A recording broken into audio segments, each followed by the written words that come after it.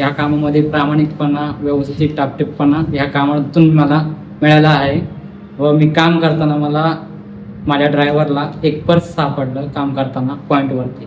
तर ते पर्स मी सुपरवायझरच्या स्वाधीन करून व त्याचे शहानिशा करून सुपरवायझरला बोलून ती पर्स ज्या व्यक्तीचं होतं त्याची पडताळणी करून ते देण्यात आलं आणि त्याची कल्पना मल्हार सर, फारुख सर आणि वरिष्ठ अधिकारी यांना सर्वांना देण्यात आलेले होते. अशा पद्धतीने आम्ही व्यवस्थित काम केलेलं आहे.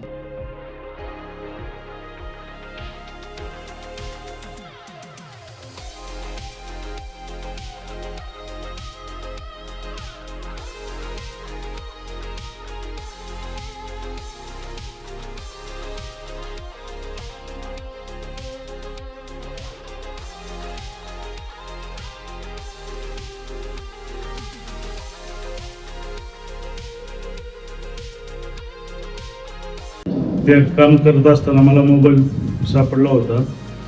तेव्हा मी सुपरवायझरकडे जमा केला. त्यांनी त्यांच्यावरती प्रोसेस करून त्या मोबाईलचे परत रिटर्न केला. त्यांनी आपल्या आधार पुरवण्याचे आभार मानले.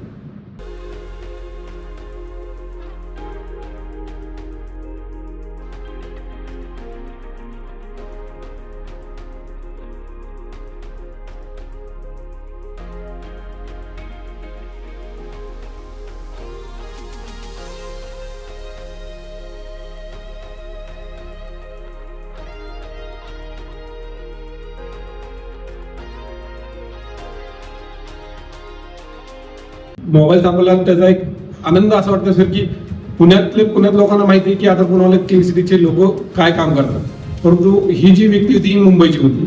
मुंबईच्या व्यक्तीलाही आपल्या कामाच्या आपल्या युनिफॉर्म जेव्हा आपण आधार पुणे क्लीन सिटीचे आमचे वर्कर सगळे युनिफॉर्म घालतात तेव्हा त्यांच्यामध्ये कुठल्याही प्रकारचा संशय नाही की प्रामाणिक हाच एक ते जे काय काय करतात त्यांना एक आहे की ही वस्तू त्यांची द्यायची, त्यांनी ते दिली. त्या व्यक्तीचं सकाळी सुपरवायझर जेव्हा त्या व्यक्तीशी बोलले तेव्हा त्यांना कळलं की हे प्रामाणिक आहेत. त्याच पद्धतीने जे अननोन म्हणजे ज्यांच्याकडे नंबर नाही काय नाही आपल्या ड्रायव्हर ऑपरेटरनी त्या महिलेचं पर्स मधला आधार कार्डच्या सहाय्याने मोबाईल नंबर शोधून त्यांना बोलून त्यांना ती रिटर्न दिलं. या सर्वांमध्ये सर्व ठिकाणी अशी विविध गोष्टी सांगता की मोबाईल देण्याचा खूप सारा प्रयत्न केला, परंतु आपली जी प्रोसेस आहे की कुणाकडून ₹1 घ्यायचा नाही, एकही रुपया न घेता सगळ्या लोकांनी प्रामाणिकपणे रिटर्न केलेला आहे.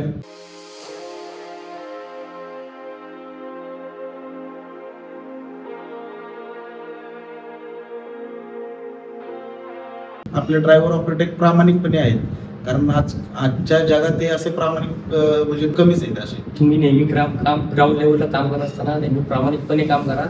ज्यांच्या काही वस्तू काय सापडतील त्या आपल्याला प्रामाणिकपणे रिटर्न करून करायच्या. हेच त्याचं प्रत्येक वेळी विजिटला आले तरी आम्हाला हे सांगत असतात. अभिमान वाटतो परत त्यांची वस्तू त्यांना भेटली.